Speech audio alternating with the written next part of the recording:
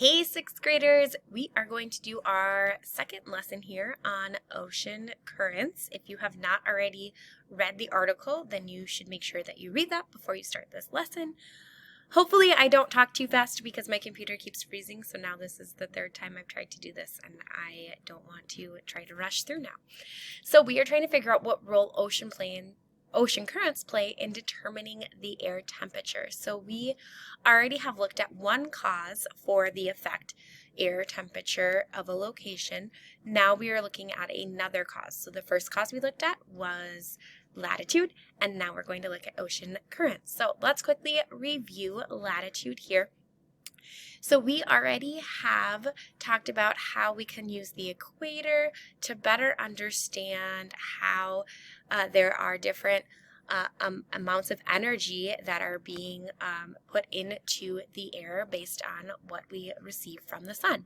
So locations that are closer to the equator are going to get more energy from the sun, and more energy means more higher temperature. So places further away from the sun are going to get less energy, right? Which means they're going to be cooler. So we're going to get decreasing energy as we move away from the equator, and we are going to also see a decrease in temperature as we move away from the equator. So let's go ahead and take a look and see what that means for ocean currents. So we can look at the ocean surface to better understand this. So we're trying to figure out what other than latitude can affect the surface temperature of the ocean. So we know that the sun is giving energy to a surface, and the surface could be land or it could be water. So ocean temperatures at different locations here. So that's talking about that latitude, right? They're different locations. So what does that mean? And we can also look at the temperature, the actual temperature of the water or the current. So let's go ahead and look at this. So again, we know that energy is transferred from the sun to the surface, and then from the surface or the ocean to the air. So we can get sun to the surface, and then from the surface up to the air. And an ocean current is ocean water that's flowing in a continuous path, so it's just water that's flowing. And we can have warm currents and cool currents, and they can travel in different directions.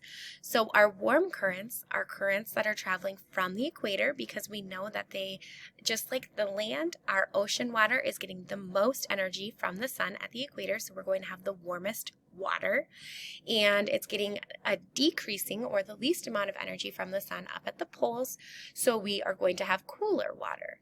So if it's cooler water, we're going to have less energy. If it's warmer water, it's going to have more energy, and as it moves, it's going to bring that energy with it. So as the ocean water moves, if it's a warm current, it's going to bring that warm water, and if it's a cool current, it's going to bring that cool water.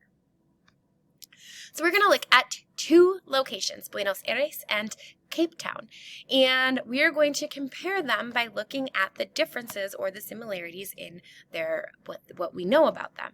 So we're trying to figure out why these two areas have different air temperatures, or why they have different temperatures even though they're at a very similar latitude. So we can see this latitudinal line across here, which indicates that they're at a very similar latitude because they're both right about here compared to that latitude.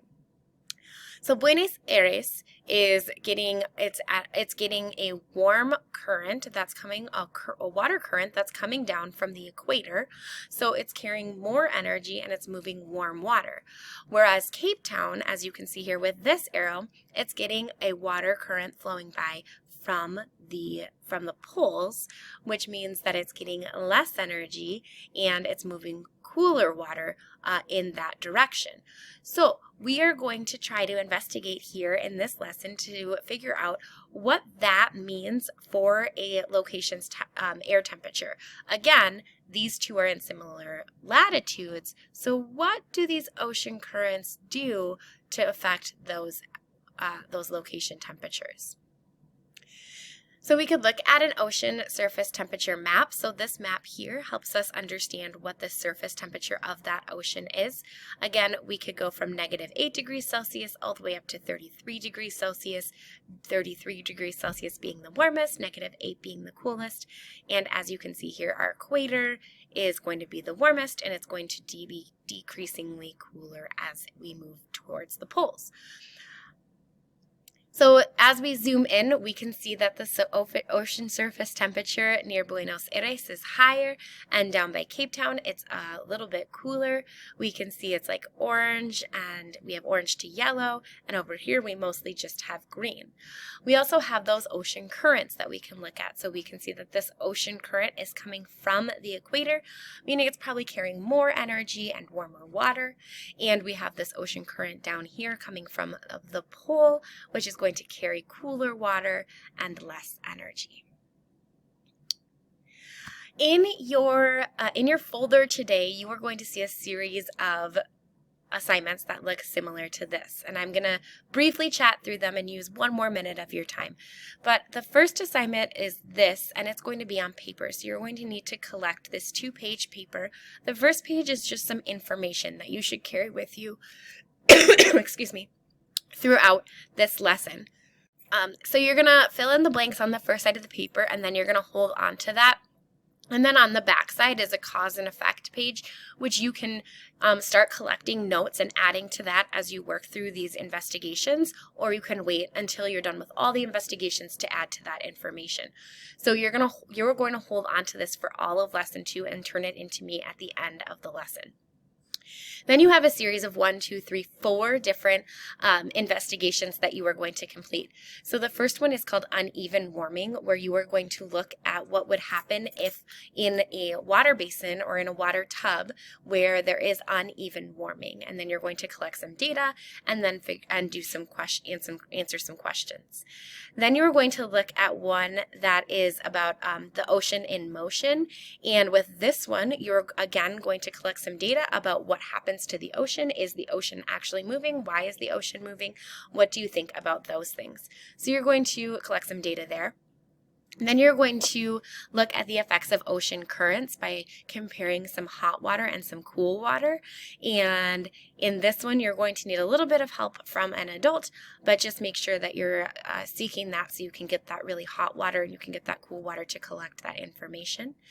And then you are going to do a simulation on your Chromebook here for the simulating must-do to look at those ocean temperatures and look at the effects of them or those ocean currents and look at the effects of those temperatures.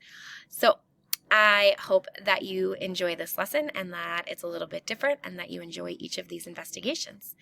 And remember, today is a great day to learn. Happy learning!